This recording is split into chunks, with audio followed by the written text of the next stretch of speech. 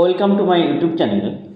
RRB NTPC রিক্রুটমেন্টে যে notification বেরাবে, অর্থাৎ 2024-এ যে নোটিফিকেশান বেরাবে এবং 2025-এ বা তার আগেই যে পরীক্ষা হবে তার নোটিফিকেশান আমরা কিন্তু আর কয়েকদিনের মধ্যে পেয়ে যাব।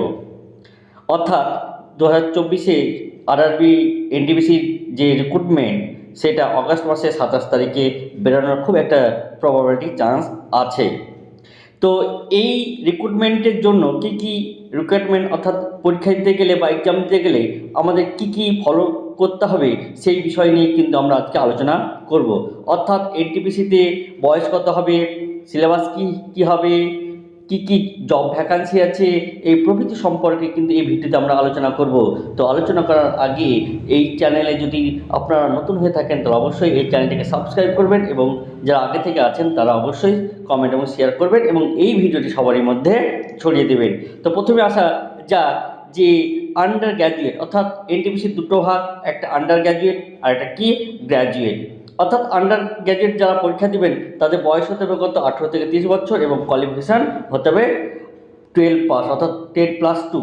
যে কোনো স্বীকৃত বিদ্যালয় থেকে বা বোর্ড থেকে আপনার 10+2 পাস করলে কিন্তু আপনি এই এনটিপিসি আন্ডার গ্র্যাজুয়েট এক্সামটা দিতে পারবেন।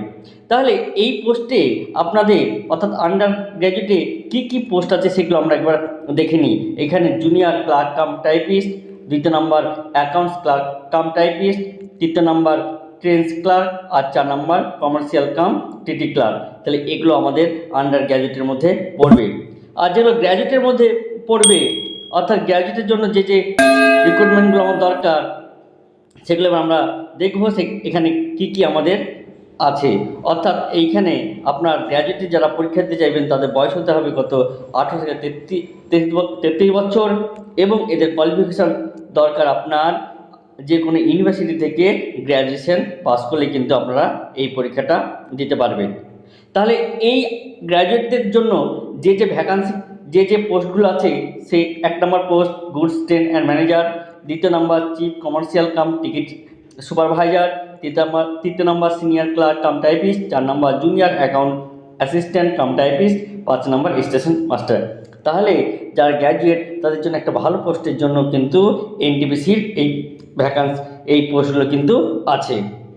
এবার দেখব যে এই পরীক্ষার জন্য আমাদের কোন কোন পোস্টের জন্য, অর্থাৎ কারা কারা এই পরীক্ষার জন্য বয়সের ছাড় পাবেন আর কারা এই পরীক্ষার জন্য বয়সের ছাড় পাবেন না। যারা ওবিসি আছে তারা 3 বছরের জন্য ছাড়, আর যারা এসটি এসসি আছে তারা কত 5 বছরের জন্য কিন্তু ছাড় পাবেন। তাহলে এই যে এক্সাম হবে, এই এক্সামের যে সিবিটি 1 এবং সিবিটি 2 অর্থাৎ কম্পিউটার বেসড এবং সবটাই পরীক্ষাটা কিন্তু আপনার অনলাইন বেস কিন্তু পরীক্ষাটা হবে।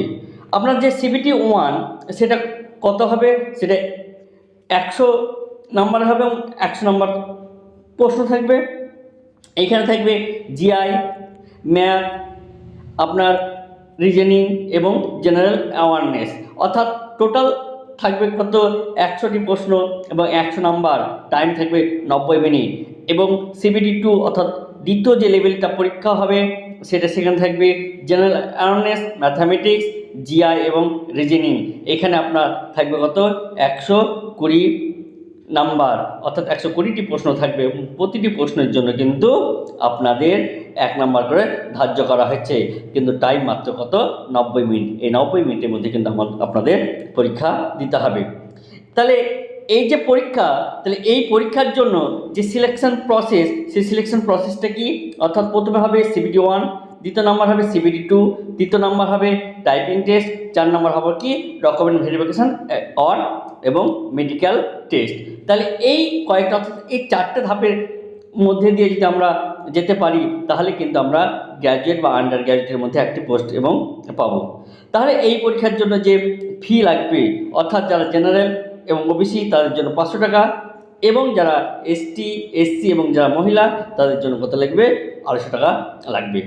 তো আশা করা যাচ্ছে যে অগাস্ট মাসের 27 তারিখে কিন্তু এনটিপিসি, অর্থাৎ এই যে রিক্রুটমেন্টের কিন্তু নোটিফিকেশান চলে আসবে।